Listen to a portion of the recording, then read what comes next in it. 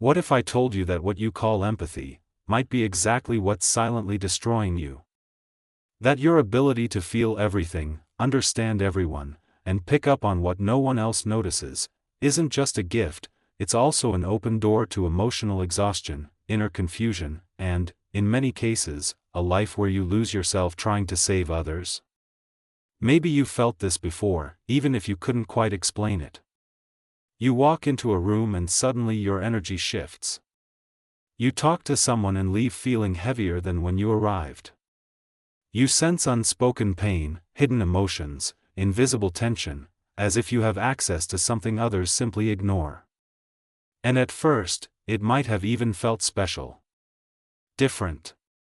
Like you had a rare sensitivity, almost like an emotional sixth sense.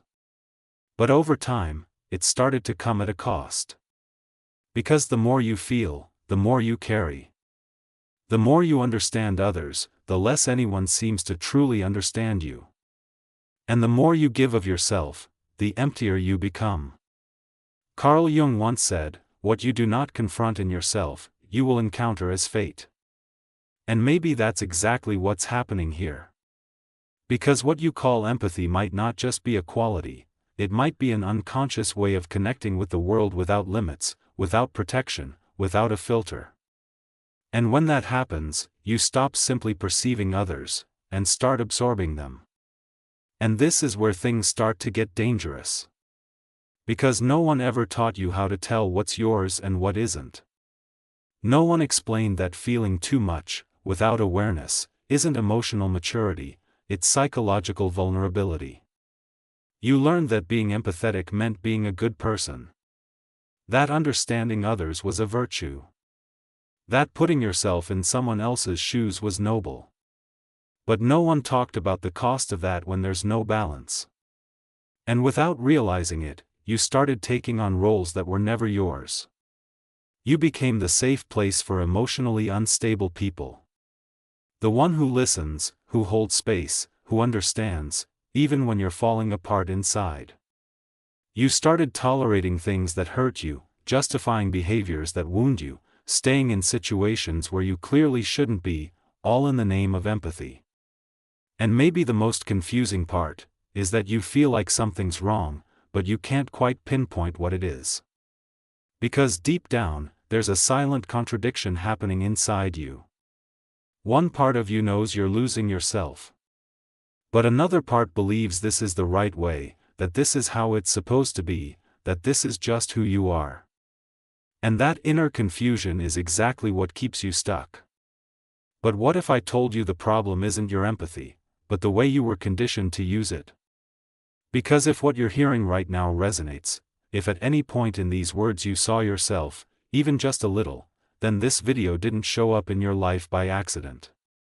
Maybe this is the first time someone has put into words something you've always felt but never managed to explain.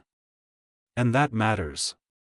Because when you start to name what you feel, you begin to gain awareness. And awareness is the first step to stop losing yourself in other people's emotions. So before we go any further, I want to invite you to do something simple, but important. If this is already speaking to something inside you, go ahead and like this video.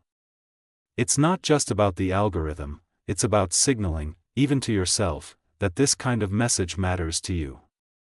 And tell me in the comments, have you ever felt this way? Like you're carrying emotions that aren't even yours? Like you understand everyone, but rarely feel truly understood? You can write something simple like, "I feel this," or "This happens to me." Sometimes just putting it into words already brings clarity. And if you feel like this kind of reflection speaks to your life, subscribe to the channel. Because here, we don't talk about surface-level growth, we go deep, into the parts no one dares to explore, but that completely change how you see yourself and the world. Now, what almost no one has told you, is that there's a very specific reason why you became this way, and it has nothing to do with being too nice. There's a truth that might be uncomfortable to face, but it might be exactly what you need to hear right now. You weren't born this empathetic, you became this way. And no, that doesn't take anything away from who you are. In fact, it reveals how your mind and perception were shaped by experiences that demanded something from you most people never had to develop. Because at some point in your life, feeling others wasn't just a skill, it was a way to survive. Think about it. When did you start reading the emotional atmosphere of a room before anyone even said a word? When did you learn to notice subtle shifts in behavior, tone of voice, facial expressions, silence? That doesn't come out of nowhere. It's built.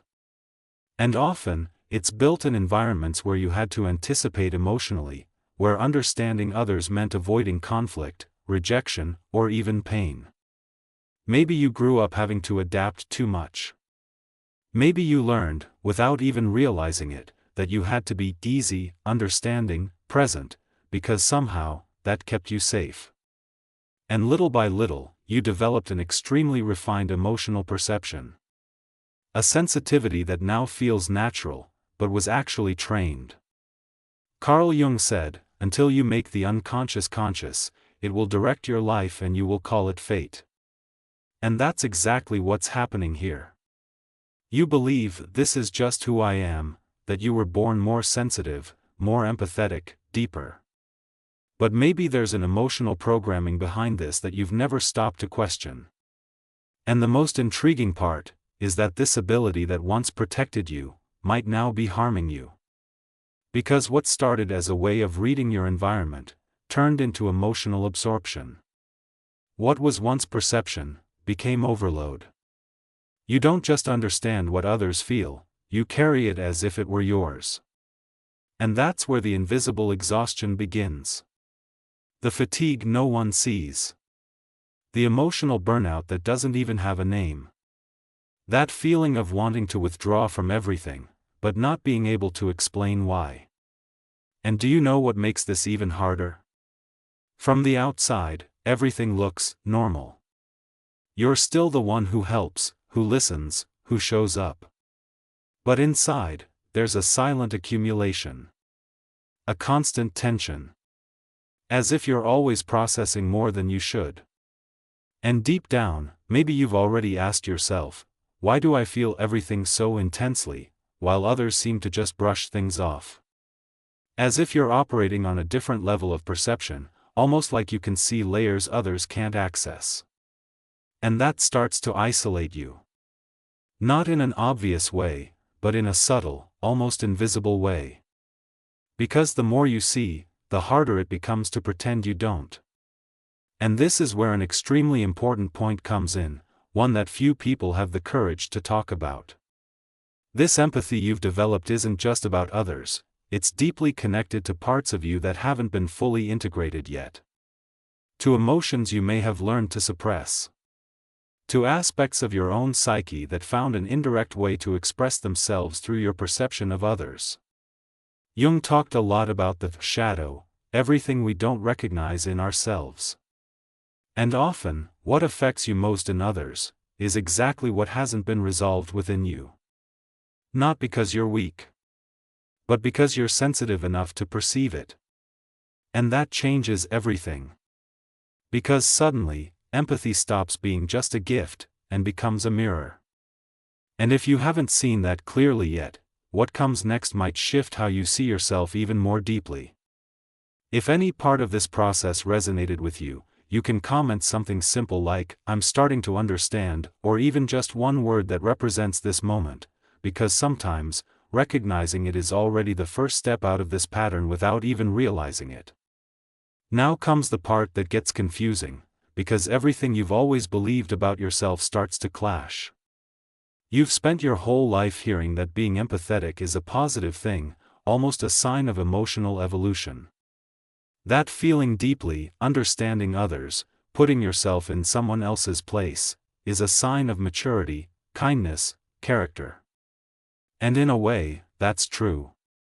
But it's not the full truth. And it's exactly this missing part that starts to trap you.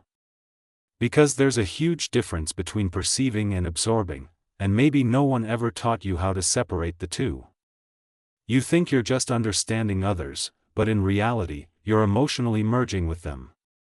You believe you're being empathetic, but often you're crossing an invisible boundary where your identity starts dissolving into someone else's emotional experience. And this doesn't happen consciously. It's automatic. It's like your mind is programmed to enter people's inner worlds without permission, and worse, without knowing how to leave. Carl Jung described something very close to this when he spoke about states where the individual loses a clear distinction between what is internal and what comes from outside. It's as if psychological boundaries become blurred. And when that happens, you stop being just sensitive, and become vulnerable to everything around you. And this is where the confusion intensifies. Because you start feeling things you don't understand. Emotions that seem to come out of nowhere. Mood shifts without a clear cause. A kind of exhaustion that doesn't make physical sense. And the more you try to rationalize it, the less it makes sense. Because you're trying to explain with logic something that's happening at a much deeper level of the psyche. And the most dangerous part is that you can spend years living like this, believing it's normal. You might start labeling yourself as too intense, too sensitive, too emotional, when in reality, what's happening is an overload of emotional exposure without any internal filter. It's like you're constantly open, unprotected, absorbing everything: glances, tension, unspoken pain, silent conflict. And this creates a pattern. You enter a space and, without realizing it, begin adjusting your behavior to maintain balance. You sense when someone is uncomfortable and try to soften things. You detect tension and automatically try to resolve it. You adapt, shape-shift, adjust, so subtly it feels natural. But every adjustment costs you energy. And little by little, you start drifting away from yourself. Because the more you connect with others' emotional states, the less you can identify your own. And that creates a strange feeling, almost like you're present, but not fully there. Like you're living more outward than inward. And this is where many empathetic people start to lose themselves. They no longer know what they truly feel. They no longer know what they want. They can't tell what belongs to them, and what was absorbed along the way. And that's not weakness. It's a lack of awareness about a mechanism that's running constantly, behind the scenes of your mind. And maybe now you're starting to see that the problem was never feeling too much, but feeling without direction, without boundaries, without clarity. And if this is starting to make sense to you, maybe it's worth marking this moment of awareness. You can comment something like, "This isn't just empathy," or "Now I get it," because when you name what's happening, you begin to regain control over it. And this is exactly where the explanation goes even deeper, because what you're experiencing isn't just an emotional pattern, it's a psychological phenomenon that's been observed for a long time, but that few people recognize in themselves. Carl Jung described something that seems almost tailor-made to explain what happens with highly empathetic people, a state where the boundary between self and other becomes so subtle, that it practically disappears. He referred to this as a form of unconscious psychic participation.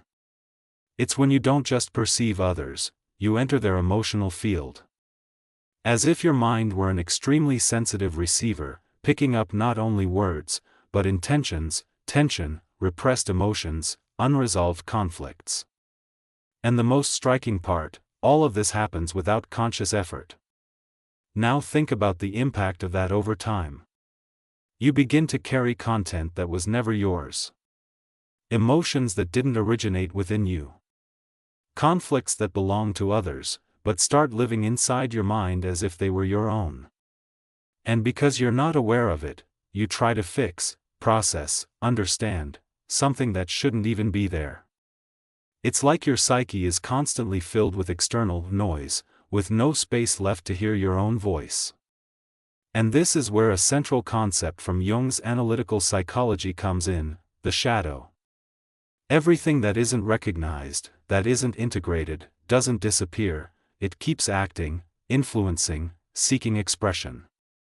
And often, the way it finds expression is through others. Have you ever noticed how certain behaviors in people affect you more than they should? How some emotions seem to hit you intensely, almost invasively. That's not random. There's resonance there. An invisible connection between what's outside and what hasn't yet been fully seen within you. Jung said, everything that irritates us about others can lead us to an understanding of ourselves. But in the case of empathetic people, it goes beyond irritation. It becomes absorption, identification, merging. You don't just perceive someone's shadow, you feel it. And that explains why you get so tired. Because you're not just living your own emotional experience, you're simultaneously processing emotional fragments from multiple people. It's as if your mind never fully rests. There's always something being felt, analyzed, carried. And the most delicate part of all this is that this ability comes with an unconscious tendency, trying to fix what you feel in others. You sense pain and want to ease it. You feel conflict and want to resolve it. You identify wounds and want to heal them. But here's the point almost no one realizes: not everything you feel is your responsibility. And when you don't understand that, your empathy stops being a tool for perception and becomes a mechanism of self-abandonment. Because without realizing it, you start living to balance the environment, take care of others, maintain harmony, while your own energy is slowly drained. And the most dangerous part is that this can give you a false sense of purpose. As if being the one who understands, the one who holds space, the one who carries everything, were an essential part of your identity. But is it really? Or was that identity built as a way to cope with something you never had the chance to fully process? And what if this empathy that now feels so natural is actually a deep adaptation of your psyche trying to maintain some kind of internal balance? If this idea stirred something in you, maybe you can comment something like, "This goes deeper than I thought," or "I've never seen it this way," because sometimes the first step isn't changing, it's seeing clearly what was always there, hidden.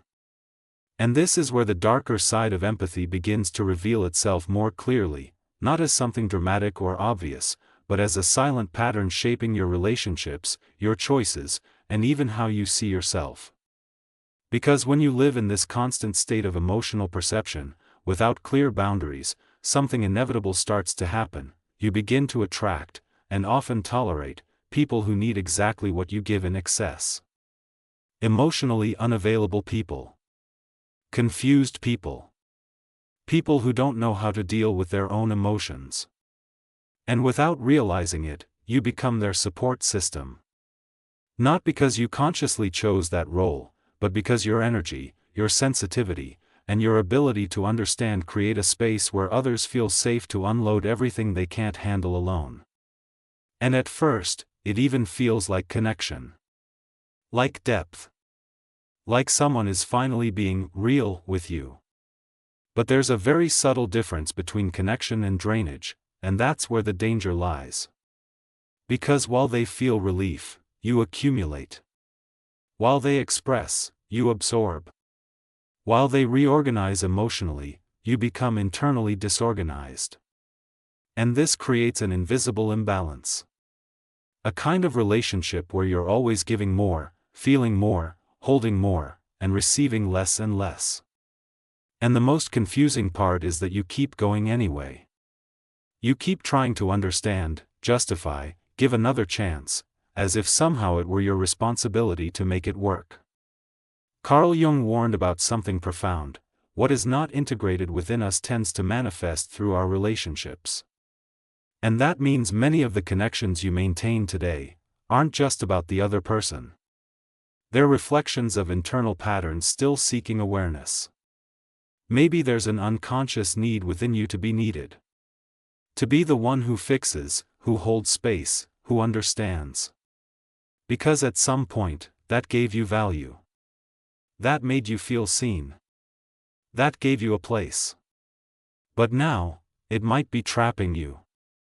Because when your identity revolves around being others' emotional support, you lose touch with who you are without that role. You start measuring your worth by your usefulness. By your ability to be there, to help, to hold things together. And when that's not recognized, when it's not valued, the pain comes. A silent, but deep pain. The feeling of being invisible. Of not being chosen. Of always being there, but never being a priority. And then, without realizing it, you fall into a cycle. You give more, hoping to receive.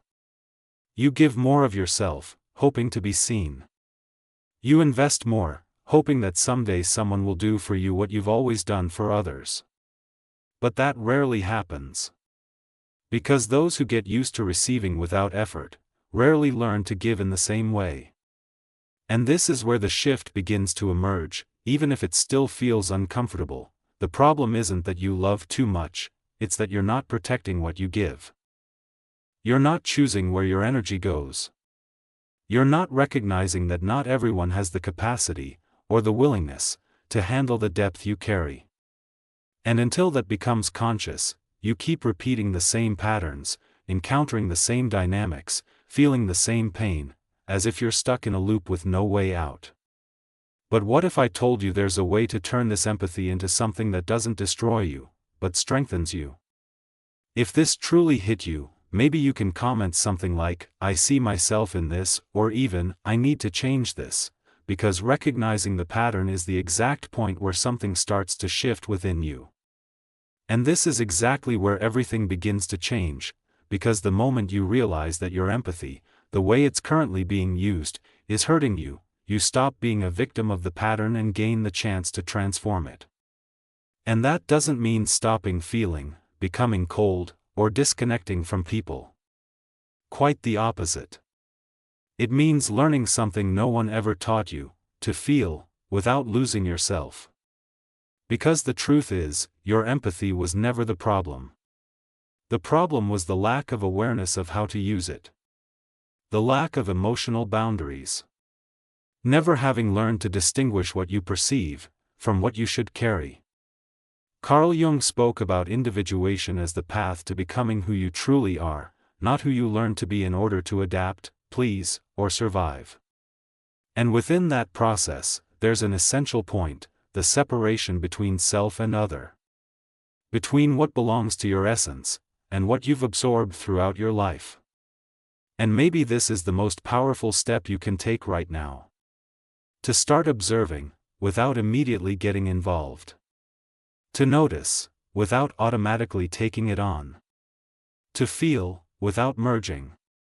It sounds simple, but for someone who has always lived open, absorbing everything, this is a profound shift. Because you're not just changing behavior, you're reprogramming how your psyche relates to the world. And at first, it might feel uncomfortable. You might feel selfish for not engaging the way you used to. You might feel guilty for not taking on others' problems. You might even find the internal silence strange when you stop carrying everything all the time. But that silence isn't emptiness. It's space. Space for you to finally hear yourself. Because for a long time, your attention was directed outward, trying to understand, help, balance. And now, for the first time, you begin to direct that same perception, inward. And that changes everything. Because the more you know yourself, the less you lose yourself in others. The more you recognize yourself, the less you need to shape-shift to be accepted. And the more you connect with your own truth, the less you tolerate draining relationships. And here's something you may have never considered before: your empathy, when conscious, doesn't weaken you, it positions you. It stops being an open door for anyone, and becomes a selective, intentional, strategic ability. You begin to choose where to invest your energy. You begin to recognize who truly deserves access to your depth, and who only benefits from it without giving anything in return. And that doesn't make you cold. It makes you whole. Because now there's balance between what you feel, and what you allow. Between what you perceive, and what you choose to carry. And that balance is what transforms empathy from an invisible burden, into a quiet kind of power. A power that doesn't need to be explained. doesn't need to be proven, but completely changes how you show up in the world. And maybe, for the first time, you begin to realize that you weren't born to absorb everything, but to see clearly. You weren't born to sacrifice yourself for others, but to understand without losing yourself. You weren't born to carry the world on your shoulders, but to walk through it with awareness. And if what you're starting to realize now resonates, there may still be one detail preventing many empathetic people from fully sustaining this shift. If something inside you changed while hearing this, you can comment a word like awareness or boundaries, because sometimes a single word marks the beginning of a transformation you didn't even know you needed. If you've made it this far, it's because something inside you recognized every word that was said. This wasn't just a video, it was almost like someone finally gave a voice to what you've always felt but could never explain. And that's exactly why you can't ignore this moment. Because what you feel isn't weakness, it's awareness. And as Carl Jung said, until you make the unconscious conscious, it will direct your life and you will call it fate. Now you're starting to see. But this is just the beginning. If this video awakened something in you, if it made you feel seen and understood, then subscribe to the channel. Because this space is for people who think differently, feel deeply, and are ready to understand their own minds, without filters, without superficiality. And I really want to hear from you. Comment below, I feel too much, or write, in your own words, what this video reflected in you. Sometimes, expressing it is already the first step toward freeing yourself. And of course, leave a like. It may seem simple, but it helps this message reach more people who are feeling exactly like you, in silence. And now, don't stop here. There's another video coming on this channel that will show you a different side of all this, a side that could completely change how you see yourself and how you show up in the world. Because the real question isn't just why you feel so much. It's what you're going to do with it now. Thank you for staying until the end. I'll see you in the next video.